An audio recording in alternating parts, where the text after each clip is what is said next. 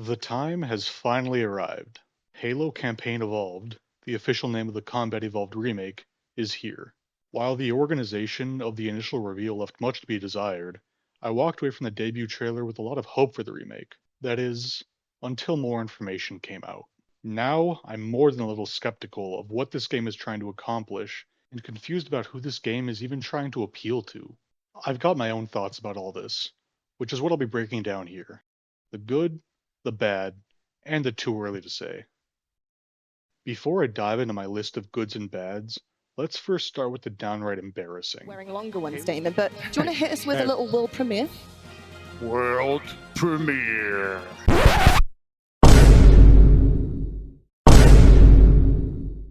Halo Studios was set to reveal the Combat Evolved remake at 1 p.m. Pacific Standard Time during the Halo World Championship Finals.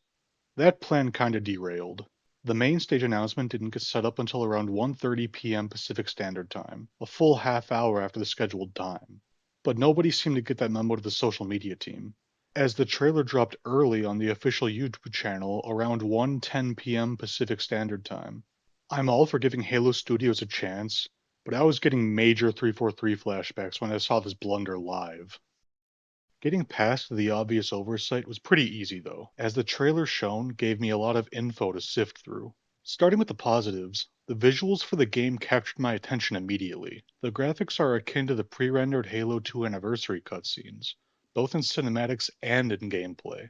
I also saw some of the initial concerns I voiced about the Combat Evolved remake addressed. Halo Studios obviously heard the gripes about lighting in the Anniversary Edition, and instead opted for more shadows and darkness when entering the ancient structures found in the Silent Cartographer level.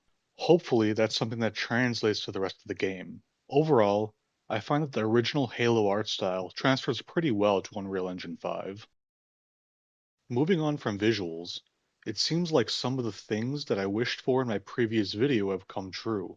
Halo Studios announced that 3 additional missions taking place before the events of Combat Evolved will be added. In my head, this screams Fall of Reach. They also hinted at playing around with the Flood, and mentioned pure forms, showing the tank form explicitly on a developer's screen. The only time these forms were shown in the Combat Evolved setting was in the Fireteam Raven arcade game. I had mentioned previously that I wanted to see some of the extended Halo lore from other mediums added into the remake, and these clips make it seem like they are leaning in that direction. Additionally, Steve Downes, the voice of Master Chief, and Jen Taylor, the voice of Cortana, are reprising their roles to re-record their original lines and record new lines for the game. Hopefully this means that we see some lore interactions that weren't in the original game. It looks like PlayStation players will finally have the ability to play through a Halo campaign as well. I think this is great since the console friends that I can get onto video games seem to have migrated off of the Xbox platform altogether. The campaign will feature 4-player online crossplay co-op and 2-player split-screen co-op on consoles. It looks like Halo Studios learned the importance of local co-op pretty early on. Granted, it's not 4-player couch co-op, but it's something at least. While my initial feelings about the remake are positive, some of the alterations to the base formula of the original haven't sat right with me. A sprint system similar to the version in Halo Infinite will be present in the game. Halo Studios has said that the feature is able to be toggled off in the settings, but that begs the question of why it is there in the first place. According to GameSpot's hands-on video, the size and level design of the environments have not been altered very much, with some areas of the playable demo actually becoming smaller than they were in the original 2001 game.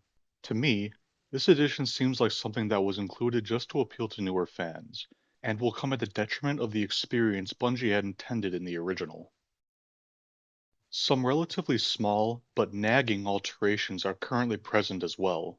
Reload animations that lack the oomph of the original, automatically regenerating health and the removal of medkits, universal weapon zoom, a 32-round MA5C assault rifle instead of the original 60-round MA5B assault rifle, and the apparent removal of all power-ups from the demo level are just a few of the small things that can severely impact the experience when compounded together.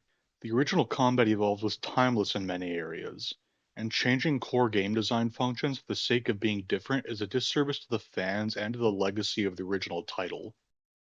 Stepping into the technical side of the game, one thing that has me worried is the game's optimization. In the cinematics of the demo shown, obvious pop-in and rendering issues were some of the first things I saw. GameSpot noted that the game had frame rate issues on the Series X during their play session. Given the state of the Unreal Engine 5 games that were released this year, I'm not optimistic that these issues will be ironed out for the promised 2026 launch. When zooming out a bit and looking at the reveal as a whole, I'm concerned about the audience for the remake. According to Mint Blitz on X, both he and Hidden Xperia, two prominent Halo YouTubers, were not given press invites to try out the game's demo. Meanwhile, Jack Frags, a jack of all trades gaming YouTuber, was. In Mint Blitz's post, other prominent Halo YouTubers were expressing their lack of involvement in the press for the game as well. This rubs me the wrong way for a multitude of reasons. For one, these content creators have been single-handedly supporting Halo for years, after Halo Infinite failed to capture a long-term audience.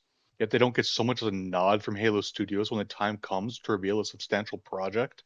The inclusion of YouTubers mostly outside of the Halo niche reeks of 343's chasing of the broader audience that had kneecapped the franchise for the past 15 years. Mix that in with the lack of pay for forgers who essentially created Halo Infinite's content for most of its life cycle, and the alteration of core game mechanics to please newer players, and it seems like Halo Studios is content with using the franchise's loyal fan base for convenience while trying to capture the attention of people elsewhere. Most of the cards for the Combat Evolved remake are already on the table, but there are still a few things about it yet to be announced. The biggest and most important thing is the rating. The original Combat Evolved is rated M, mainly due to the Flood and the body horror that comes with the faction.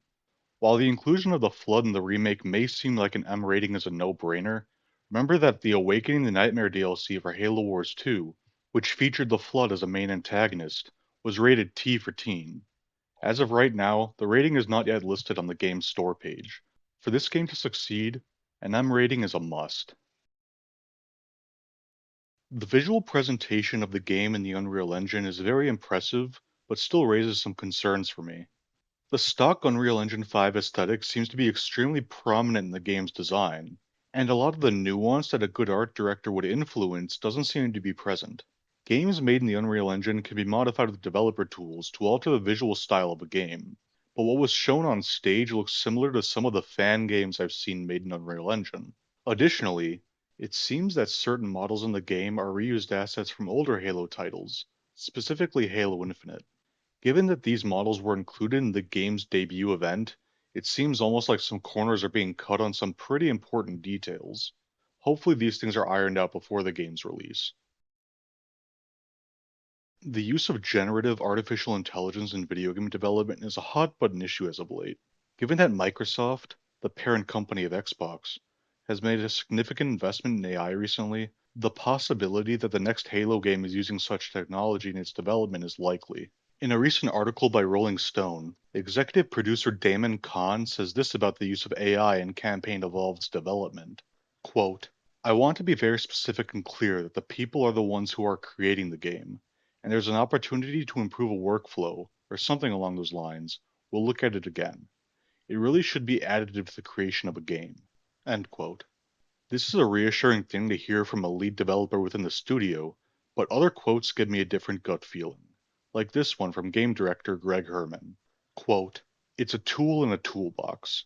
I may go a little off message here, but some of that gets very challenging when we look at how integrated AI is becoming within our tooling. End quote. He goes on to liken AI to Photoshop, and mentions a tool called Generative Fill.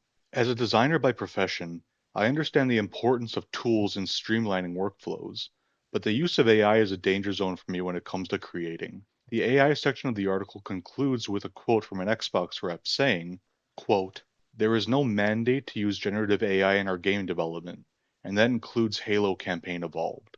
End quote.